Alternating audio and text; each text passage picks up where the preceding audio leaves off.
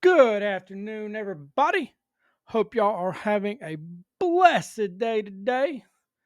Boy, how about Coach Belichick and the University of North Carolina? Boy, they showed TCU who owns college football.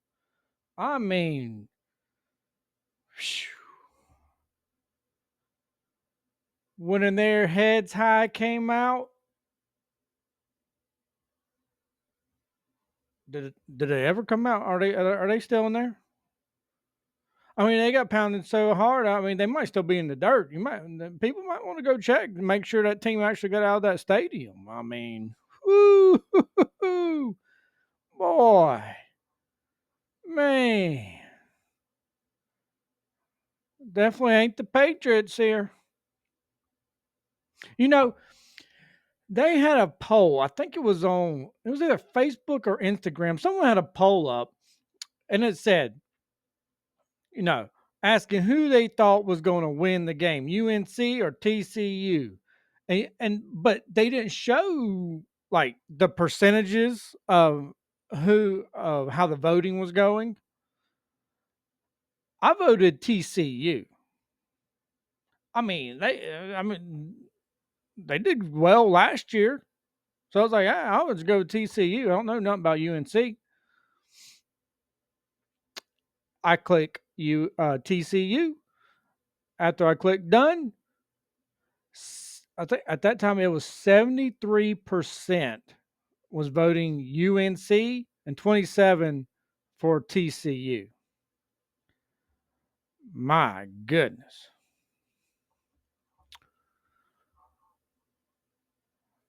If I was a betting man, I would have made some money on that one. But, I ain't got money to blow away. But yeah, that was a good, fun little game to end off the weekend with. Yep. Hopefully, hopefully him and or hopefully I don't care, but maybe them in Texas and Alabama can all bounce back. Who knows? I did see though just a while ago that LSU is number 3 in the AP poll. Just don't put us up to number 1. Don't ever. I don't care if we are number 1. Always keep us at 3. Around 3. Keep us at 3. I don't care if we don't lose a single game. Keep us at 3. So everyone will shoot for the number 1, try and knock them out, and keep us at like number 3 or 4. Just high, but not too high. Yeah. But today we're gonna start off with some news here. Let's see. We got any Georgia people out here? Says Georgia will soon have new lunch options at 15 locations, mostly around Atlanta. This place actually sounds good. I wish we'd get one over here in Texas. Potbelly Sandwich Works announced last year that it had partnered with franchising giant Royal Restaurant Group. Why do they do this? Why? Why can't you just build on your own? I mean, if you don't have the money, you don't have the money. Why y'all got to keep partnering with these gigantic franchising companies? Why not just do it internally? Which will bring the locations to Georgia beginning in 2026. The sandwich restaurant plans to begin development on 3 locations at the beginning of 2026 and is anticipated to open 3 locations each year over a 5-year period.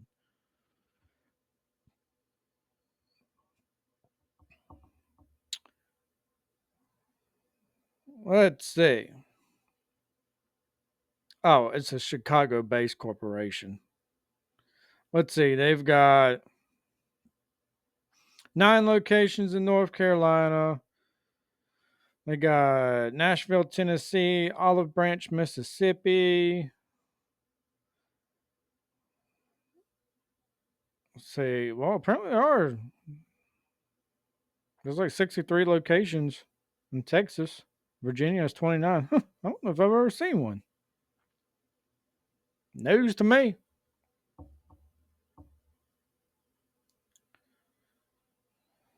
It looks kind of like a Subway sandwich.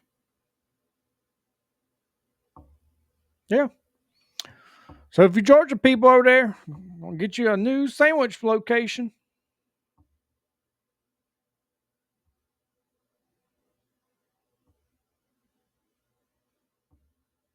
Now here's these are the kind of stories that you actually they like these are the kind of things that I wish. So you know how they have cops. Well, they need a show, which they might, but I mean a real show, not like FBI and FBI undercover. No, a real show with all these major drug busts. Those are the kind of cop shows I want, not getting the local druggie in the hills of West Virginia arrested for the 30th time in the past 10 years. Oh, I can't stand those things. Man, it's like now when it gets exciting when they're starting to drive through the fields and stuff. Oh man, game on. Yes, indeed. But here we go. Kilos of fentanyl found in diaper box. Federal agents say they found kilos of fentanyl hidden inside a diaper box and guns at a home in Stone Mountain. DEA agents arrested Alexis Carrion Bocanedra, what? I don't know. Who they say entered the country illegally from Mexico. After they searched his home on Monday,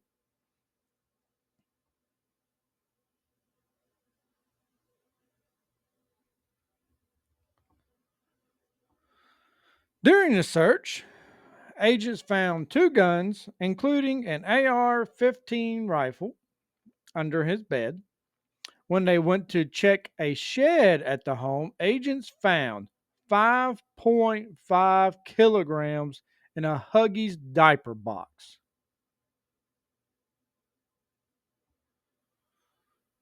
Oh, man, oh, man.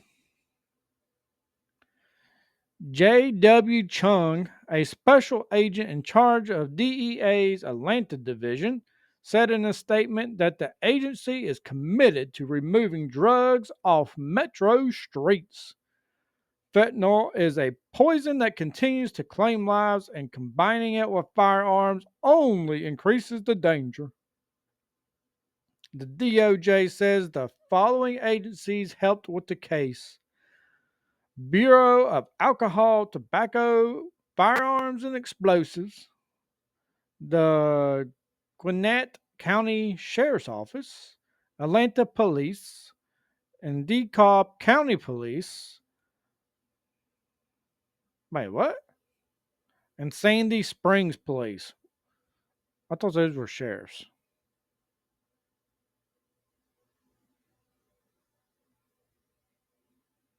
Wait, there's such a thing as county police and county sheriff? Man, how many levels of law enforcement y'all got? Of course, I know Texas has a bunch too. You got precinct police, you got constables, constables, marshals, sheriffs, police. They even, well, at least in Houston or they did whenever I was there back 11 years ago. They even have their own toll road policeman. Now, I haven't seen that up here in Dallas, but in Houston, yes, they had their own police force for the toll roads. My goodness.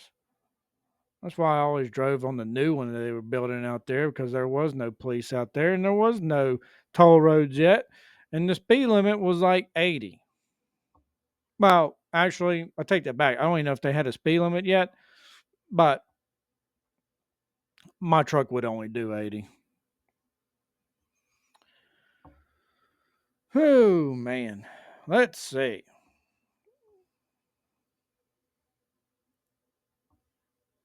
Yeah, but that's crazy. Now we're using diaper packages to hide your stuff.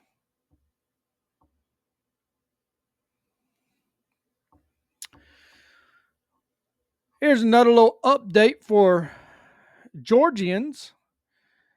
Georgia's dove hunting season is set to begin September the 6th, according to the Georgia Department of Natural Resources Wildlife Resources Division.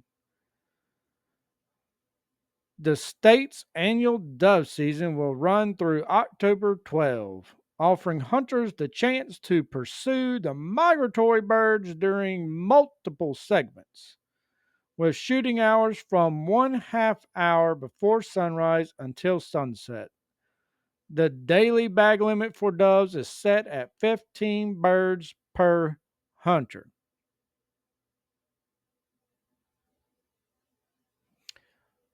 Question. So, say you got 10 hunters out in the field. Do y'all have to keep those separated or do y'all pile them all in one bag and then, like two guys shoot, like 50 of them? Do y'all just hurry and disperse them out amongst yourselves so it looks like y'all are still within the limit? I mean, I don't know. I'm sure that happens, but I guess if you use all the same ammo, I mean, I've never been. Well, I say I've never dove hunted. I've been out to a dove hunt, but I've never actually dove hunted.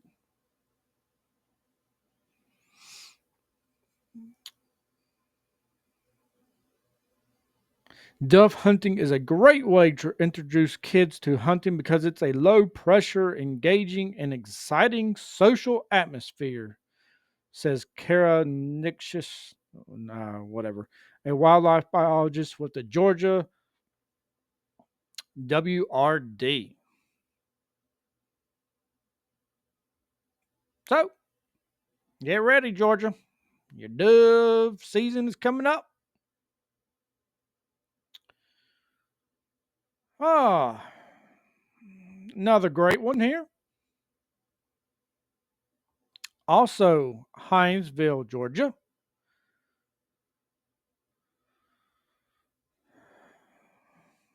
Let's see. This was a couple of days ago, I believe, but the city of Hinesville announced that approximately 1,500 gallons of sewer and wastewater were released. According to a press release sent by the city, the wastewater release occurred at approximately 11 a.m. at the Fort Stewart Water Pollution Control Plant located at 629 Hero Road. Plant operators responded to the incident and determined that an excess rainfall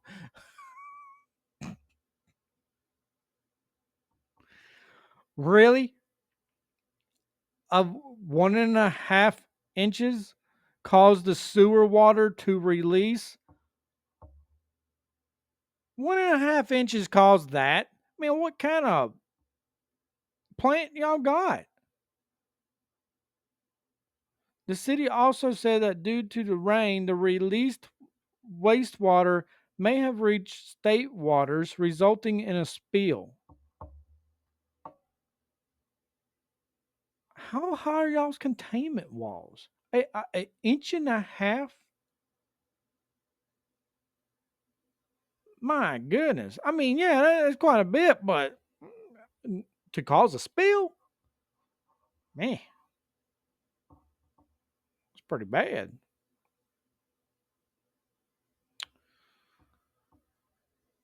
Ah, and then the good one.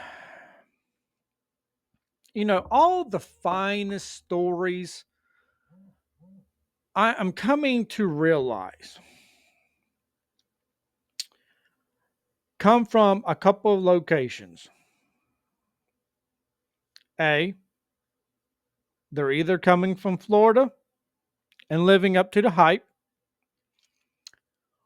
or they're coming from the greatest state known to man, Louisiana. Once again, does not disappoint, and once again comes from the capital city, Baton Rouge. East Baton Rouge Sheriff's Office arrested 8 suspects in 2 major drug operations. Who would have thunk? According to, boy, y'all, according to EBRSO, which I am pretty sure that stands for East Baton Rouge Sheriff's Office, Sheriff Sid Goutreau, 8 people were arrested after 2 separate drug investigations. The department's Gang Intelligence and Enforcement Unit, GIE, conducted a series of search warrants, resulting in the seizure of over 1.7 pounds of fentanyl, which is equivalent to over 7,800 lethal doses. The searches also revealed 8 illegally possessed guns, including a machine gun. Now, is it a manufactured machine gun or modified to a machine gun? This week's operation showed the tremendous work our deputies are doing alongside our partners to protect this community. By removing these dangerous drugs and illegal guns, we are preventing countless potential overdoses and violent crimes. I am proud of the dedication and teamwork that made these arrests possible. First investigation, 2 suspects arrested. An investigation was conducted during July and August and found alleged drug dealer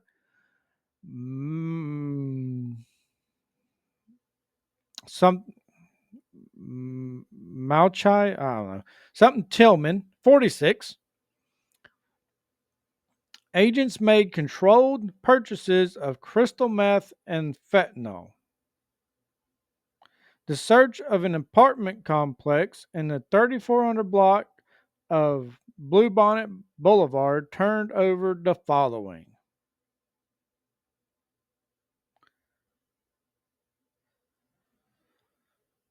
1.72 pounds of fentanyl, 6.9 ounces of crystal meth, 30.5 grams of synthetic marijuana, 11.4 grams of marijuana, blender fentanyl residue, Pyrex measuring cup cocaine residue,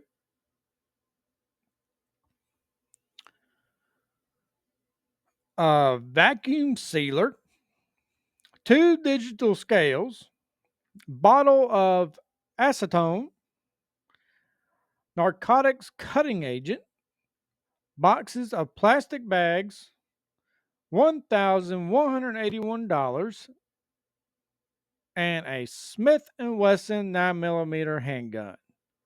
I'm going to go out on a limb and just say they might have intended to distribute this stuff. Just a hunch.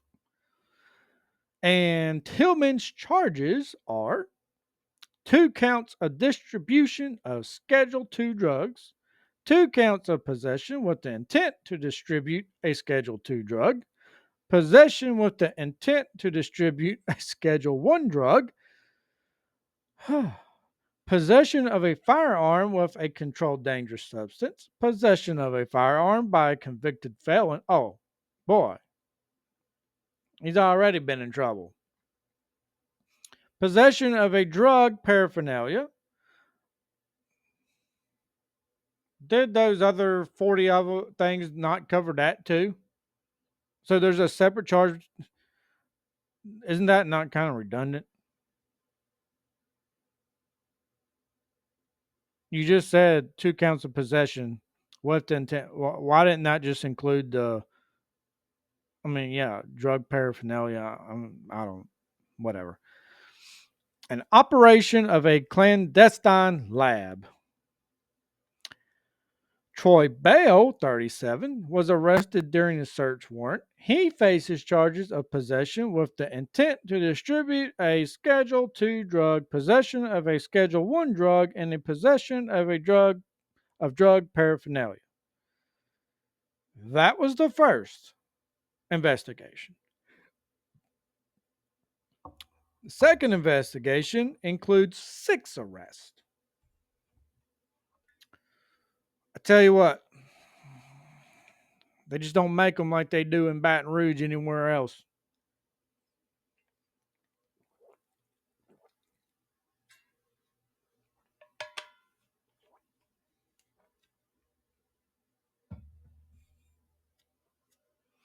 Except for maybe Livingston Parish. Let's see. In July, deputies were notified by the. I just got done saying Livingston Parish. Deputies were notified by the Livingston Parish Sheriff's Office of cocaine distribution in East Baton Rouge. The department obtained search warrants for 4 locations: a home in the 7,000 block of Silverleaf Drive, a home in the 5600 block of East Crown Avenue, a home in the 5400 block of Cadillac Street, and a home in the 7,000 block of Kent Drive in Baker. After the searches, the following items were seized.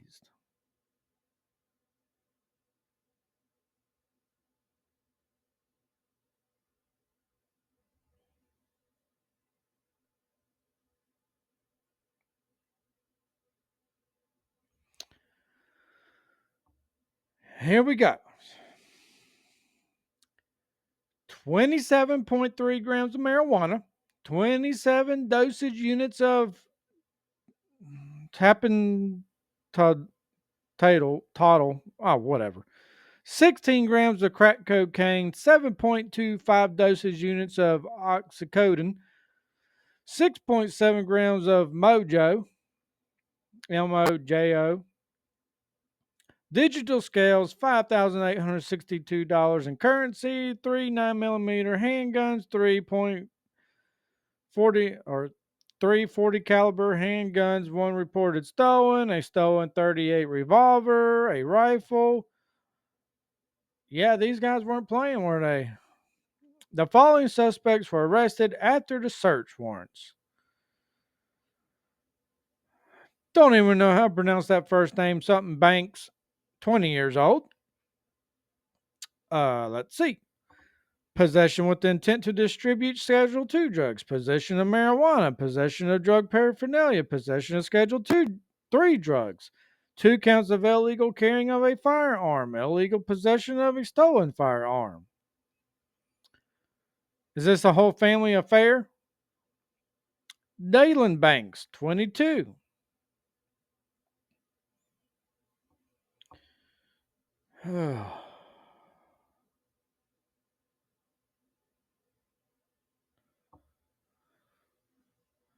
Possession with intent to distribute Schedule 2 drugs, possession of marijuana, possession of Schedule 3 drugs, possession of drug paraphernalia, and aggravated battery of a dating partner. Oh my goodness. And some of these names, parents, seriously. Deandrick Lucas, 21, possession with the intent to distribute Schedule 2 drugs, 3 counts of illegal carrying of a firearm with drugs, illegal possession of a stolen firearm. Tory Minton, 21, illegal use of a machine gun. I would like to know where he got that from. Leslie Colvin, 22, 4 counts of aggravated assault with a dangerous weapon, battery of a dating partner. Now, wait a second. So, was Leslie Coleman and Dalen Banks the dating partners, and they both? So, she got battery and he got aggravated battery. And then Gerald, I wonder if this is her dad. And oh yeah, of course you always got that one older person.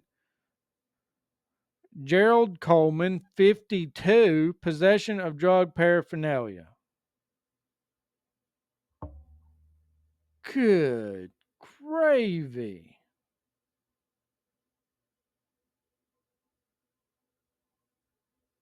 I tell you what, man.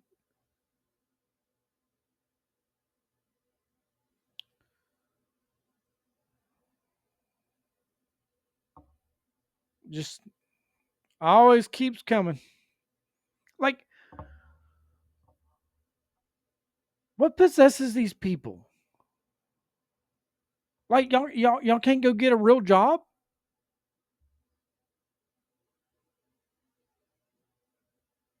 I mean, does it literally run in families or something? Other they just it's just ingrained or something. I guess it's a family affair, like Hank Williams used to sing about.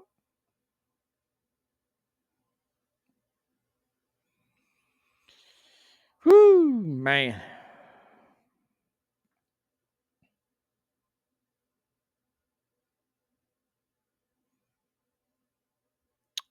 Yeah.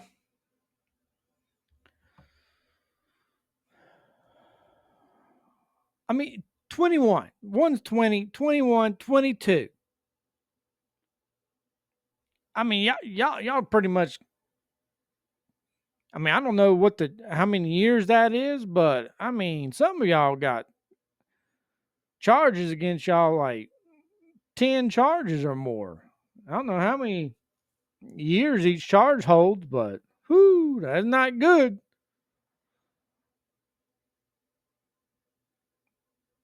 And I knew it had to be. Well, I don't. It said it happened in East Baton Rouge Parish, but East Baton Rouge, Livingston, whatever. Can you really tell a difference? Oh well, that's about all I got for y'all, folks, today. I still just, I still think it's so funny that Bill Belichick's team lost so bad in his first year. Oh, well, folks, time for me to go work out. Gotta go get my gains on. Thank y'all for watching. Thank all of you who have subscribed so far. Don't forget to hit the subscribe button, comment, hit the like button, hit the notification bell, and I will see y'all tomorrow. Don't forget to exercise, people, and your kids, and your grandparents.